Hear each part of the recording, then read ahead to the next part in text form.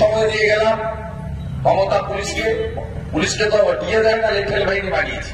তাহলে এখানে সমস্ত বিজেপি নেতৃত্ব আছেন, আমি আলাদা করে নাম বলছিলাম। বড় বিক্ষোভ হবে তমলুক থানায়, কয়েক হাজার লোক ঝান্ডার সঙ্গে ডান্ডা লাগিয়ে থানার দিকে যাবে বলে আমি শেষ করলাম। বক্তব্যের আর দুর্নীতিকে লক্ষ্য করে বললাম, গ্রাম পঞ্চায়েত পরিষ্কার করে চোরগুলা হাত দিয়েছিল গঙ্গা জল ছিটিয়ে ভালো করে পরিষ্কার করে। সোমনাথ আর জাকির এখানে করেছে, পরিদর্শন করে গেলাম এবং পুলিশকে প্রশাসনকে যথোপযুক্ত ব্যবস্থা গ্রহণ করতে বললাম। না করলে পরবর্তীকালে থানাতে বিক্ষোভ হবে এটাও বলে গেলাম।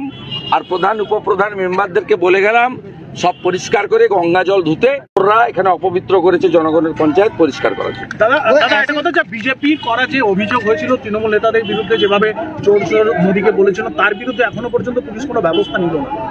বিজেপির করা যে অভিযোগ ছিল মোদীকে, প্রধানমন্ত্রীকে যেভাবে ব্যবস্থা না দিলেও তো ব্যবস্থা না জায়গা আছে, এত তাড়াহুড়া করছেন কেন?